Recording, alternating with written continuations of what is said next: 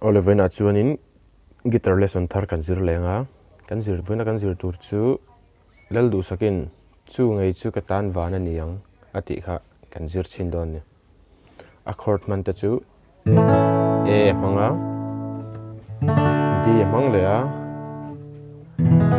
e mang bok chuan kan sa chin a first verse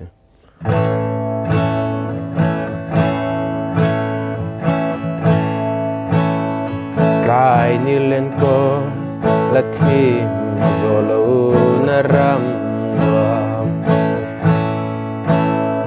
zan ho thim om to ngai lo nam mun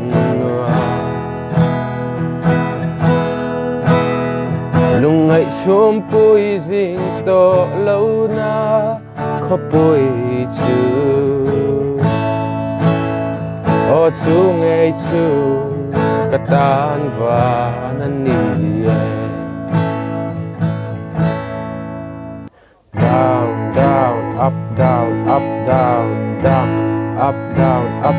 kami down down up kha chord khada vai hi akalang chord tina khan ma down down up down up down down up down up dia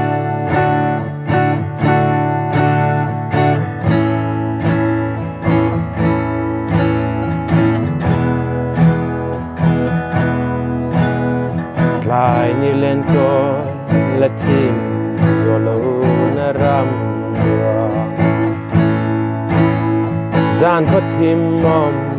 to nga lo na mun noa lung ngai chum poi jing to lo na kho poi chu o chu ngai chu ka tan va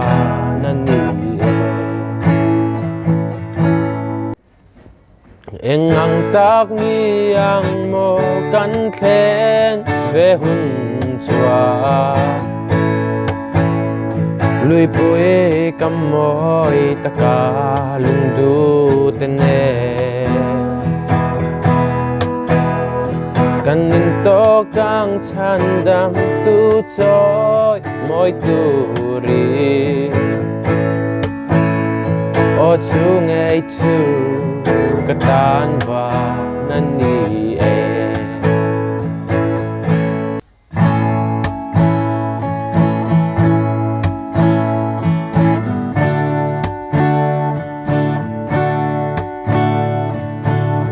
jan we ka ti thla ngai ku we ka ti thla isle pang ku jung pui poi mang thai te point ti thai poi ti thai ya poi ti thai ti thla we kha ti beng nga we kha ti thlai thlale nga up down up in a kal leng up down up iran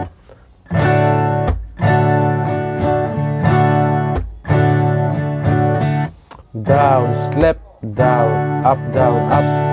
iran engam tak ni ang mo kan thlen ve hun chua lui pui kam moi taka du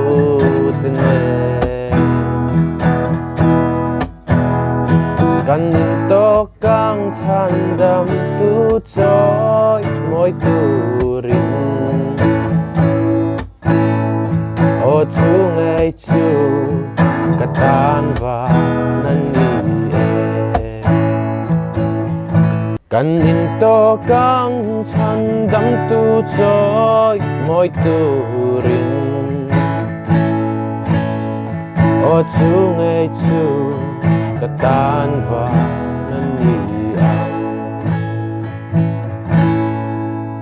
o chu ngai chu ka tan va nan ni